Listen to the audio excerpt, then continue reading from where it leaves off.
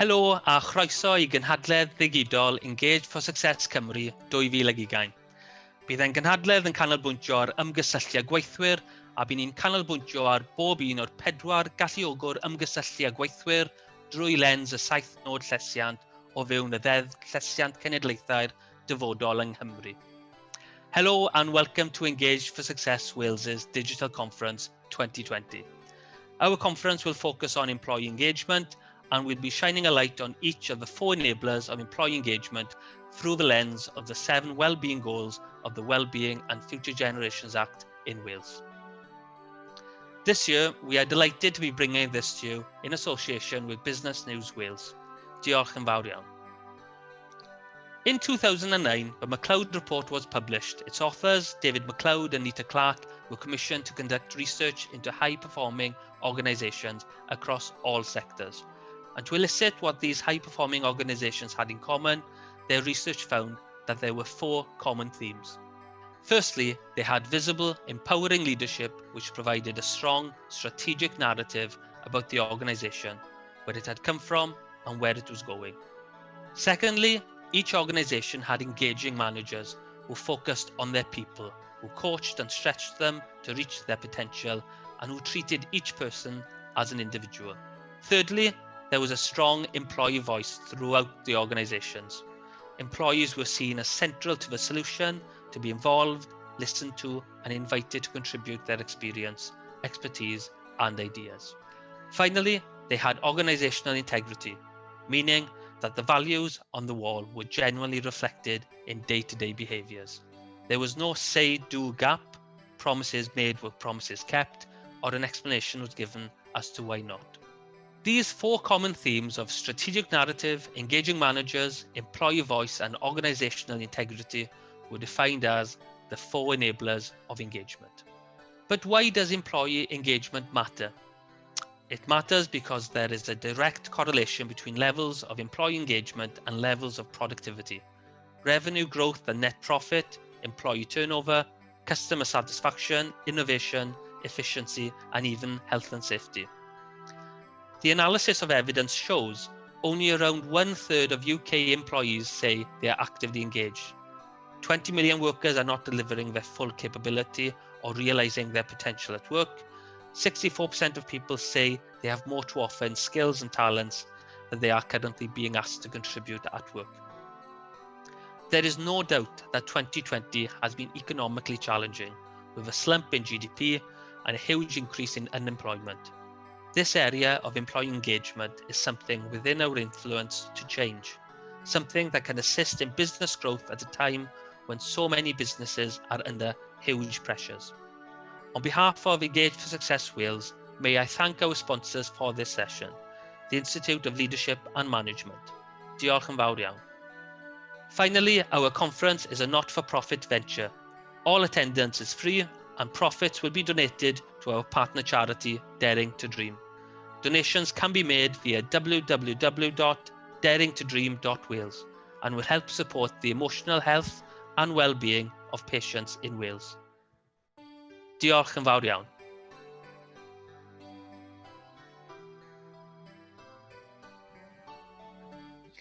Well, hello and welcome to what is the second session of conversations around engaging for success. I'm Sophie Howe and I'm the Future Generations Commissioner for Wales. My job is to act as the guardian of the interests of future generations here in Wales, so no pressure there. But I'm delighted to be joined by a good friend, colleague and all-round brilliant woman, Ruth Marks, who is the Chief Executive of the Wales Council for Voluntary Action, and also John Williams, who we've just met, but I think he's equally brilliant, and I'm sure he's going to say some fantastic, give us some fantastic insight. John is joining us from the Institute of Leadership and Management. Ruth and John, anything you want to say up front about your interests in leadership as a short kind of intro? Ruth? Thanks very much indeed, Sophie, and hello to everybody, and likewise good to be working alongside Sophie this afternoon, and good to meet John, albeit just recently. And my main interest in being involved in this conversation is that from the voluntary sector's perspective, the opportunity for the voluntary sector to engage with all sectors, but primarily with people, is going to make sure that the sector will survive and thrive. And as an employer, I employ just under 100 people. I know how important it is to engage with every single member of staff who works for WCBA, and also the interns and the volunteers that are associated with our charitable work. Thank you. Brilliant, thank you, Ruth. And John, anything from you? Yeah, just very quickly, I think my interest in leadership, and particularly in leadership in Wales, revolves around the fact I was speaking recently and I said, look, we've been talking about leadership and what it needs to be and stuff like that for 30, 40, 50 years. We're still talking about it. Actually, we need to stop talking and do something that's different. And I think the interesting thing for me about Wales, the economy and society in Wales, is that it is small enough for leaders and employees to engage with each other and still large enough to be a critical mass as a society and an economy. So there's an opportunity here, I think, for Wales to make a big difference in demonstrating action, not merely talk, around issues of leadership. And that's very important for future generations.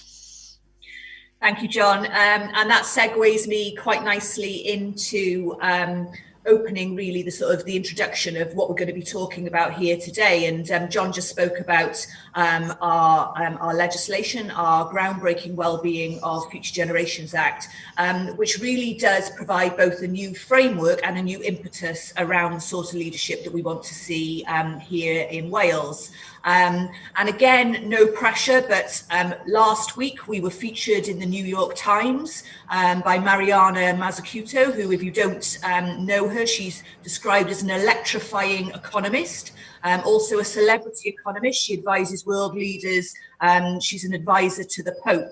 And she's talking about what we're doing here in Wales. So if it's good enough for the Pope, quite frankly, it should be good enough for us to be really focusing down on how do we build on the framework that the Wellbeing of Future Generations Act applies, and how do we make sure that we have the leadership skills, qualifications, passion and oomph in Wales to really, as John said, turn sort of words into action.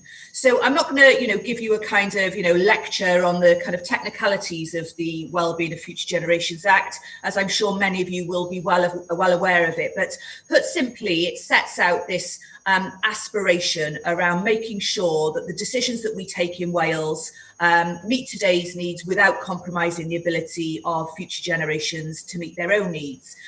Why do we need a piece of law to do that? Isn't that just common sense? I often say, the minister who took this legislation through described it as the Common Sense Act, but often, common sense isn't that common in the way that we do public policy, service delivery, and so on.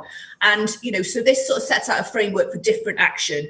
And, if we just look at some of the big issues that we're facing at the moment, even if you look at the pandemic and the emergency situation that we're in at the moment, you can think back to perhaps some of the things that we didn't do or we haven't done well, which are impacting on that. So the fact that so many people who are faring worse from COVID are those who are in poor health, those who are in socioeconomic disadvantage and so on. If we look at some of the other big critical issues facing us, and something which over the last number of years, thanks to our future generations in large part has been rising right to the top of the political agenda, the climate and nature and ecological crises which are facing us. So we've kind of, we have not taken decisions in a way which takes account of the needs of future generations. And a friend of mine, a philosopher, Roman Knarek, as an Ely girl, I didn't think I'd ever be uttering the words friend of mine, philosopher, but nevertheless, he's written a book about the future and about long-term thinking, and he describes the way that public policy deals with the future as regarding future generations as some sort of colonial outpost, where we sort of send our bad stuff, our waste and our problems, and we don't really think about it at all, because it's sort of out of sight, out of mind. And so there's a big question for us as leaders here in Wales. How do we change that?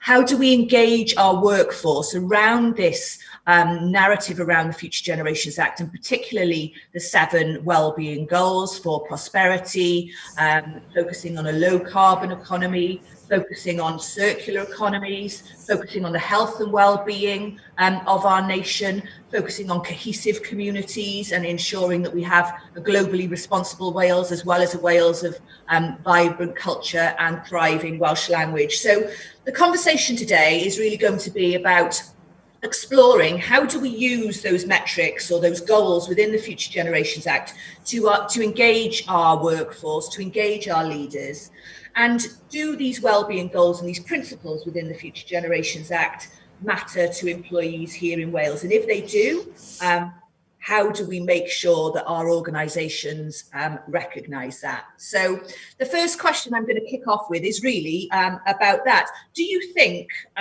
Ruth and John, that the wellbeing goals and these principles in the Future Generations Act represent values that individuals buy into? And I'd be really interested in your thoughts in terms of what might have changed from the kind of baby boomer generation, Generation X, which I'm part of, right up to Generation Z, which are those 20-somethings entering our workforce today. John, what's your thoughts on that? Yeah, this is very interesting. I'm particularly thinking about it from a generational aspect, because I'm a baby boomer, so I'm way back there, really. So I grew up in an atmosphere where values were not much talked about, but were nevertheless assumed and were very fundamental. And I think when we moved through to Generation X, and let's bear in mind, many people still think of Gen X as being young people. Generation X, obviously like yourself, Sophie, are in senior leadership and management positions now. So they have grown up, you have grown up in a world which has changed hugely. And I think one of the things that's valuable about the well-being goals is that they encapsulate, albeit in 7 different themes, the range of things which are important both today and tomorrow. The key thing for us is actually the generations look at them differently. And I think, bearing in mind Gen Z, which is coming in to the workforce, as you said now, they are faced with a world which is much more volatile and uncertain and ambiguous than it ever was, certainly for my generation, and I think in the last 10 or 15, 20 years. So the seriousness of the shift in context needs to be remembered when we talk about the attitudes of different generations to these values in the wellbeing goals. And I think that for me is one of the biggest challenges that Wales faces, is understanding the different approaches that different generations will take to these very worthy goals. Thanks, John. Some really interesting insight there, particularly around this volatile environment that our younger generations are operating within. Ruth, you've held many roles throughout the public sector, the third sector. You've worked in roles around women's equality, around disability equality. You've been the Older People's Commissioner. You're now representing the whole of the third sector and all its kind of functions. What can you tell us about your experience in terms of, perhaps how things have changed over the years and where these sort of values are sitting now? Thanks, Sophie. Well, the first thing I want to do is acknowledge the support of a younger colleague in preparing for today's session. I was thrilled to be asked to be involved in the conversation, but one of the things that I wanted to do was to involve a colleague of mine who'd volunteered a while ago when we had the opportunity to share some different opportunities for different pieces of work within WCVA. And my colleague very kindly, I'm not going to name check her now because I hadn't asked in advance whether I could do that.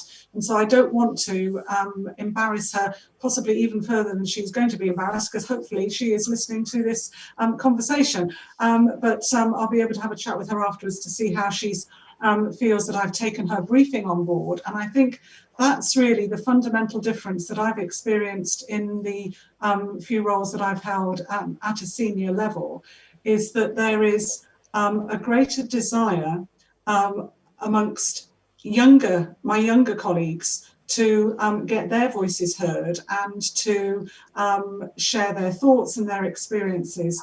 Indeed, through a partnership with your own office, I've had the chance to engage in my first ever reverse mentoring experience. And I think the opportunity, especially if somebody perhaps hasn't got that many young people in their professional or personal lives, engaging in a reverse mentoring program is something that I would recommend to anybody to investigate. But I think the main difference in, say, the last 5 years or so has been that desire for younger people to get their voices heard and for forward-thinking employers, forward-thinking leaders to absolutely grab that with both hands, and a fundamental desire to be fair, to be inclusive, and to actively demonstrate your ability to listen would be the points that I'd make specifically.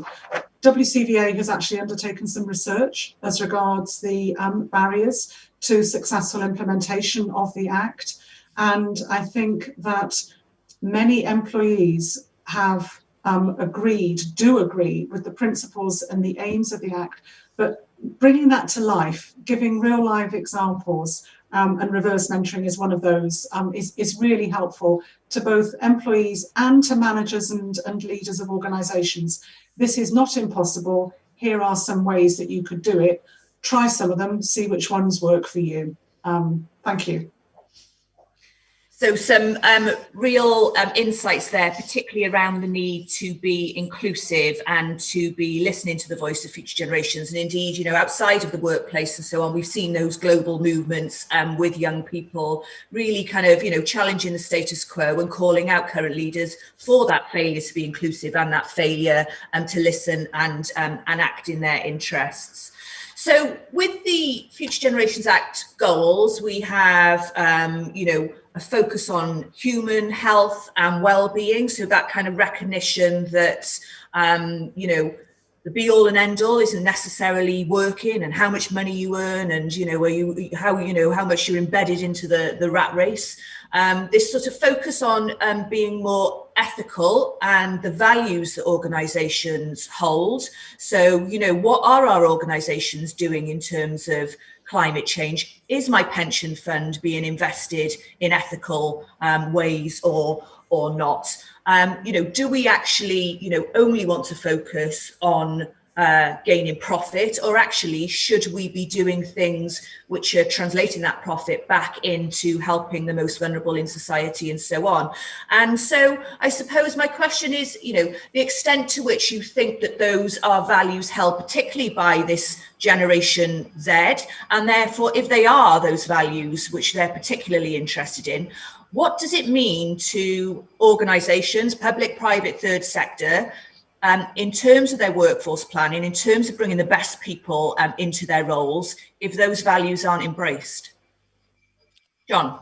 I think there are a couple of things in this, and despite the fact that I'm sitting here in a white shirt, a red tie, and a pair of yuppie braces, I am not solely thinking in the context of business. I think the crucial thing here is for organisations to recognise and espouse the values in the wellbeing goals, and to do that with absolute sincerity, because one of the things that I've come across in a number of different organisations I've spoken to is that they will say the right things, they will have the right words in their annual reports, all that sort of stuff, and actually not behave in the right way. And I think that one of the things that we have to recognise, and this is picked up from the point that Ruth made about the voice of youth not just being heard, but actually being worth listening to. Gen Z, and of course Gen X, but Gen Z in particular, they're not gullible. They can tell whether or not authenticity sits at the back of organizational statements about values. And the way that they can tell that is the way that the rest of us would, which is just like any form of leadership, it's not a characteristic, it's a behavior.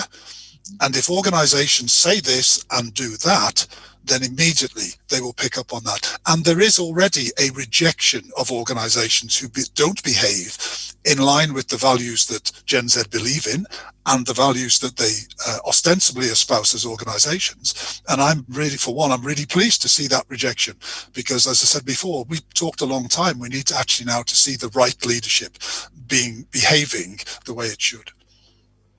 John, you've been reading my Future Generations report, which says exactly that. All 800 pages of it. I made it to 773, but no, but the reason I say that is because, you know, my assessment of kind of where we are as public bodies covered by the Future Generations Act, you know, there are a number who are doing exactly what you described there. There's a little sort of chart in the report which describes the various approaches that I think organisations are taking in embedding the Future Generations Act into 4 categories. So the planners, who are the ones who are so focused on the process and writing the right things in the right documents, they've completely kind of, you know, missed the point of what it is that they're actually trying to do. So, you know, this, like, you know, they've ticked the box and missed the point. You've then got the kind of, you know, in the opposite corner, I would say, what we're describing as the lone innovators. So these are organisations where you've got some really passionate people, departments, leaders and so on, who are driving innovation, but then they haven't necessarily done the planning bit. So the two things are sort of not connected. We've got the overwhelmed and the overconfident. We're hoping that we won't have too many of those going forward, so I'm not going to talk too much about them. And then we've got the believers and the achievers. So these are organisations who've both really embedded these values into their corporate planning, their finance decisions, their structures, but then they've done the hard yards in terms of cultural change to actually draw that down through their organisation. Ruth, doing that, however, is really challenging. You know, asking people to operate in completely different ways. In this, you know, John talked about earlier the issues around volatility. If anyone's taken part in Academy Wales Summer School, you might have heard sessions on operating in a VUCA world, so with volatility, uncertainty, complexity, and ambiguity. And that's, you know, that's the reality of a lot of the lives of our future generations. But for current leaders, particularly perhaps in the older generations, making that kind of shift to doing different and better things is really quite challenging. So what's your views on the main challenges there, Ruth? I think that one of the main challenges is to be able to demonstrate those positive and different behaviours that you and John have just been reflecting on. So in terms of wanting to be an employer of choice for people of any age with the right skills and motivations to apply for any positions, candidates, in my experience, especially over the last 5 or 10 years, want to join an organisation, especially in the voluntary sector, that they believe in. An organisation that is working hard to do its job, yes, but also cares about its staff, but cares about one's overall place in society or in the world. We've often said, haven't we, that Wales is a small, clever and connected country. And as you've said, rightly, the eyes of the world are on the work that you and your colleagues are doing, and that's absolutely fantastic. But being able to share that out from the organisations in the public sector that are required to work to the goals of the WellBeing of Future Generations Act, and to report to you on a regular basis as regards the progress that they're making, demonstrating to colleagues in the third sector, many of whom lobbied for your office and the work that you're taking forward to be established, and also colleagues in the private sector, demonstrating the advantage of having a values base to your leadership, to your business planning, to your employee engagement, and then seeking to deliver that in a transparent way and being open to constructive criticism and being able to give responses. And if you can't give a response, to say, I'm not in a position to be able to do that at the moment, and why not, but I might be in a couple of weeks' time or a couple of months' time. So the demonstration of those positive behaviours and constantly learning and constantly refreshing. I think the other point to make that is absolutely fantastic is the opportunity that we have in Wales of working across sectors. The voluntary sector, some of the voluntary sector works with some of the public sector, works with some of the private sector. Having those discussions across sectors is going to be incredibly important, especially if we're all going to continue to learn and grow together for the benefit of younger people coming through to the workforce, whichever sector they might choose to work in. I'd encourage any employer in the public sector and the private sector particularly to support their staff if they might want to get involved in voluntary activity, be that on a board, be that hands-on volunteering in a particular way. Huge development potential there, and really add something to the employee contract, I would suggest. Totally agree with you there, Ruth. My organisation gives time off for volunteering, and the insight that my team in their volunteering activity are bringing back into my work. So when we're doing work on housing, a member of my staff volunteers in a housing shelter. She's helping to bring some of those real life, real lived experiences back into the sort of, the policy context and so on. So critically important. And I think, again, there you've talked about inclusivity, moving it beyond just including, younger generations from your workforce and so on, but including, a broader sector of, or section of voices into the way that the public sector deliver. So, John, I'm really kind of interested in, what the public sector can learn from the private sector, because you might say that the Future Generations Act and its principles, the third sector, and as we've heard from Ruth, active campaigners to make it happen, really passionate about making sure it's implemented and so on. But there are some quite challenging things in there for the private sector.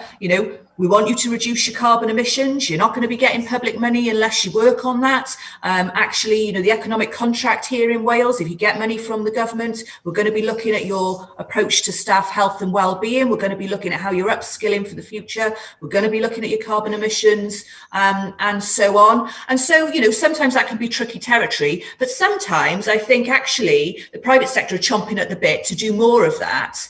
And perhaps the sort of relationship between the public and private sector isn't as fruitful perhaps as it could be in terms of learning from each other. So how do we get beyond that?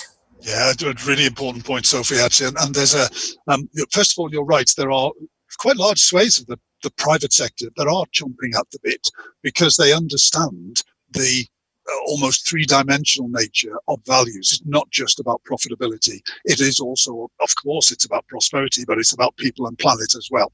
And one of the ways, two things really, one of the ways to engage public sector and private sector together is to, what seems a bit trite to say, is actually to talk to and listen to the private sector, and actually to take a message to them which allows them to have a sensible conversation with the public sector. And that message is around a thing that is usually described as creating shared value. And it's a concept of creating economic and social value at the same time.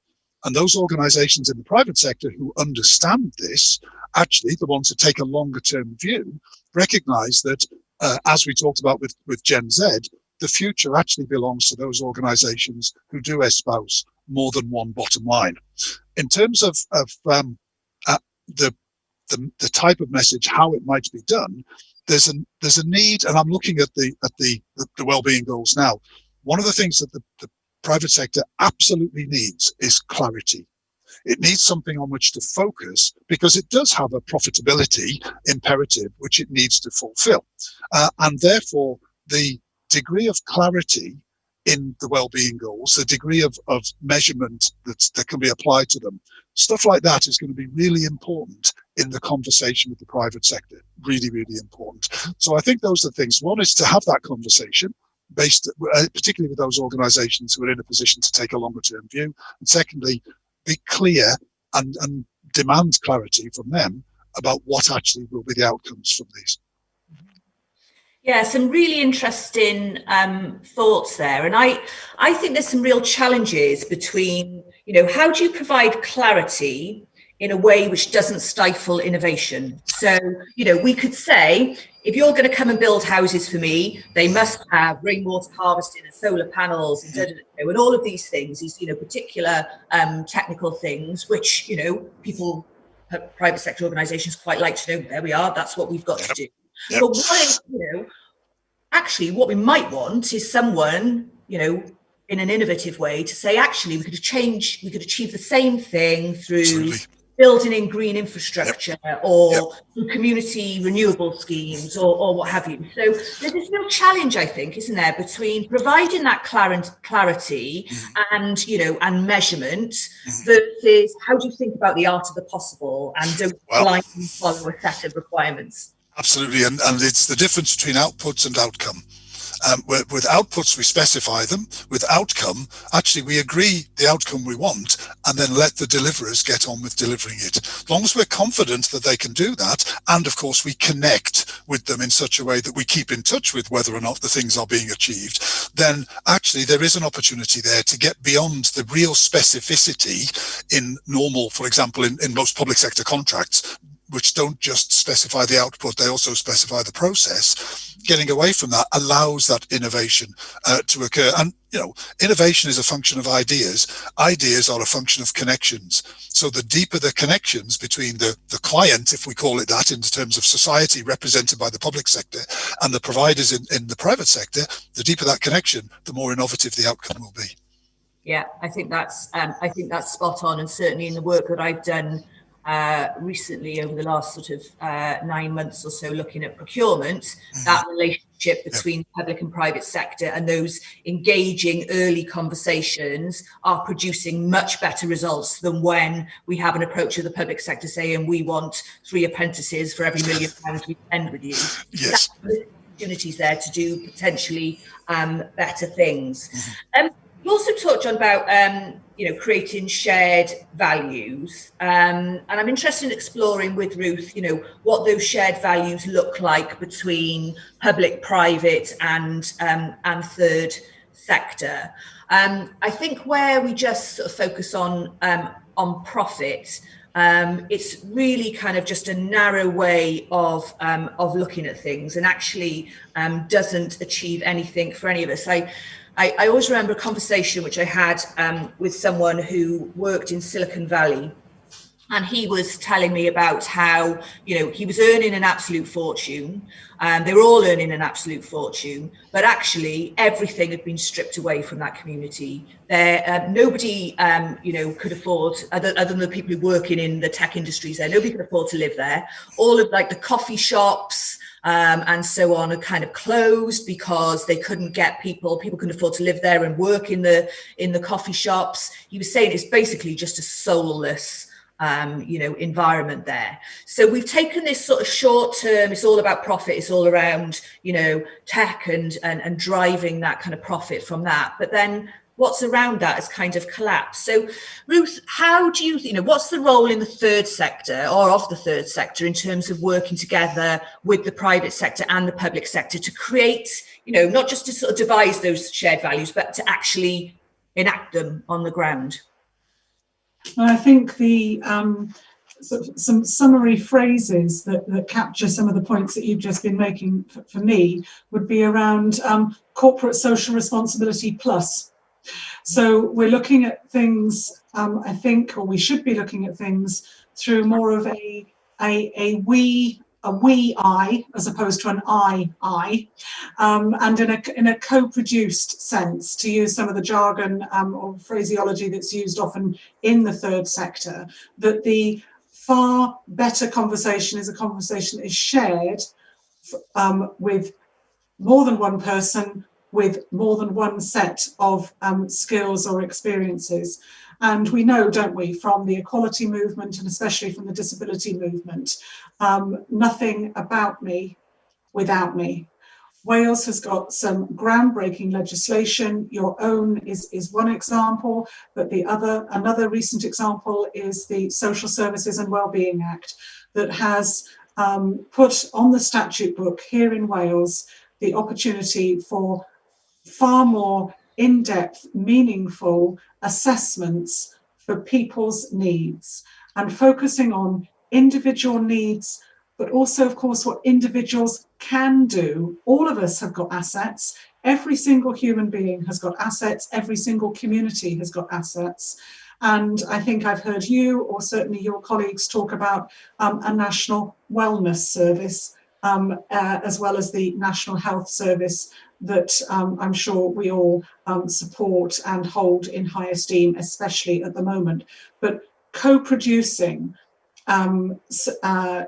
solutions to challenges will always, in my experience, produce the best possible solution, not just in that moment, but importantly, and very importantly at the moment, in terms of our ongoing response to the COVID pandemic, is likely to produce a far more resilient answer and help build more resilient, cohesive communities. And I think that that's the point, taking it back to your comment as regards conversations with colleagues working in the States and living through the experiences that they lived through. We have seen completely the reverse, haven't we, in Wales over the past 9 months, hopefully across the whole of the UK, but certainly in Wales, the most fantastic neighbourhood and community responses to the pandemic, and prior to that pandemic, of course, to the floods in South Wales at the start of the year. People really, really care. People really, really want to help, and finding the right mechanisms. Managing the risk, yes, because sometimes, unfortunately, there are situations where people will look to cause trouble or trip things up. But those are the outliers. That is not the norm. And capturing that, bottling that, if we could do much more of that and do that together, then my goodness me, we'd really be cooking on gas, wouldn't we? Absolutely.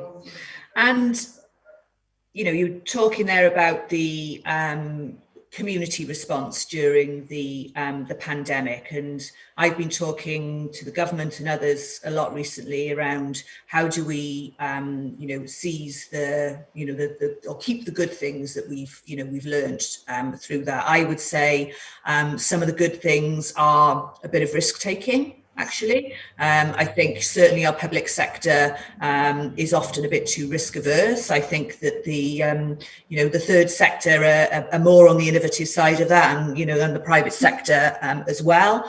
Certainly, these connections between public services and community. So over the last sort of decade or so of austerity, we've seen the public service infrastructure stripped away from many communities, and so it's just not there. And of course, when you have a crisis like the pandemic, you have to.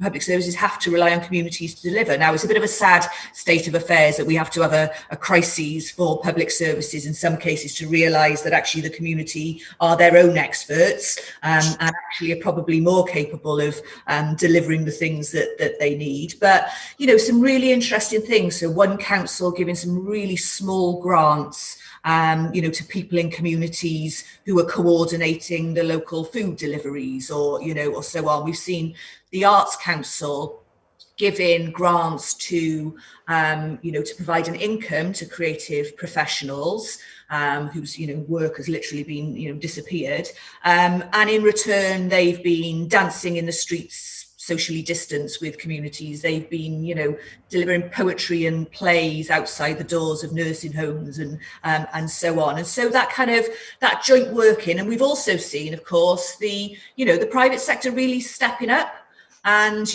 changing the things that they make from, I can't think what, but to PPE. There's been a load of progress there, and that kind of quick partnership response. So, John, how do we, this sort of like, community, and when I'm using the word community, I'm talking about it in its broadest sense, people in communities, but the business community, third sector, so on, this kind of partnership approach. How do we carry that on beyond a pandemic? How do we carry on those conversations that have been happening in a much more intensive way between the public sector and private sector to deliver stuff in an emergency? How do we carry that on? Right. I think the first thing to say is actually we don't try and do it deliberately, because actually it's not something that can be controlled or managed, and it's not something that we could have mandated by law or whatever it is. It happened, as Ruth said, because it was a response to an emergency, and resilience is a social phenomenon. It's not something that's legislated or anything else. So the first thing is actually just let it happen, continue to let it happen. Secondly, remove any of those barriers which might creep back in after the pandemic is out of the way, because the pandemic sort of gave everybody permission to think differently and certainly demanded that we behave differently. Well, all this, I mean, I hear quite a lot of talk about when we're back to normal. Actually, I don't want to be back to normal at all. I want us to be actually as resilient and as connected as we are now with the pandemic gone. That's really where I would like to get to. And I think one of the most important ways to facilitate this is to encourage those people who have demonstrated that they are the connectors in their communities, encourage and support them to continue to play that role. And the third sector will be front and center in this, I think, because the third sector is very often the glue and the platform that connects public and private sector. But actually, there are lots of individuals. And I think we as a society, we can identify some of those people who make stuff happen in a connected way. Those are the people. That's one of the ways that we can actually continue this. Ruth. Thank you very much indeed. Well, for the sake of wanting for a wee bit of grit and controversy in this discussion this afternoon, I think I'm going to beg to differ with one of the aspects of what John said in relation to arrangements going forward, because I can sing a lot of praises about the way in which Wales works and the way that the public sector in Wales works with the voluntary sector. And we have seen some of the best of that over the last 9 months. And some of that is down to people just saying, well, let's just blinking well get on with it. Let's just swish away some of the bureaucracy that might have taken us months and months and months to even have a certain conversation. And we've actually got the results of the conversation maybe in the course of a working week, as opposed to waiting to even have the meeting, etc., etc. But I do think that I've begun to see, and I certainly don't want to see much more of it, that some slipping back of old behaviours might be coming through, and I think that there might be some merit, not in necessarily an overly mechanistic response, but seeking to hardwire in.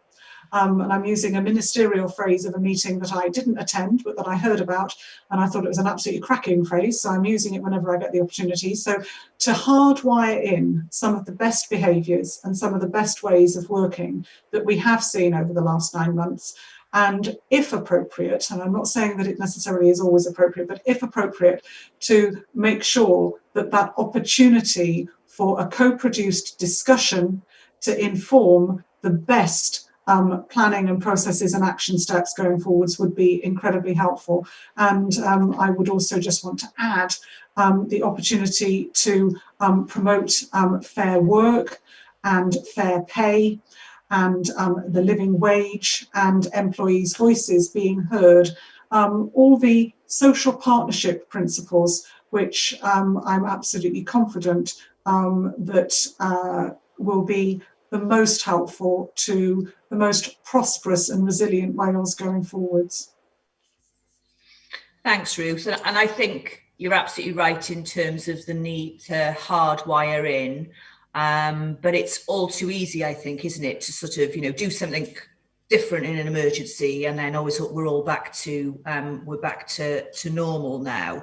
One of the fascinating things, I think, in terms of the responses to the pandemic has been that partnership working. And I think, perhaps as for those of people who might be joining us not from Wales or not from the public sector, there are these relatively new, 4 years old boards in Wales, public services boards, which are a culmination of all of the key public services, third sector representatives, sometimes HE and FE, sometimes private sector. And I think, although they got off perhaps to a slow start, I think that the relationships that have been formed through those boards has been really useful in terms of the response to the pandemic, which is why we're seeing those test, track and trace results delivered with the public sector in partnership with the third sector, and and sometimes I think the private sector and so on, be much more effective in Wales, it seems, than in England.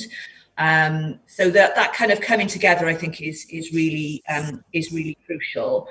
But I think that those, one of the interesting things that I've been talking to ministers officials in the health department is around the health service moved to digital, probably achieved in 8 weeks what would have previously taken kind of 8 years to achieve in terms of digital services.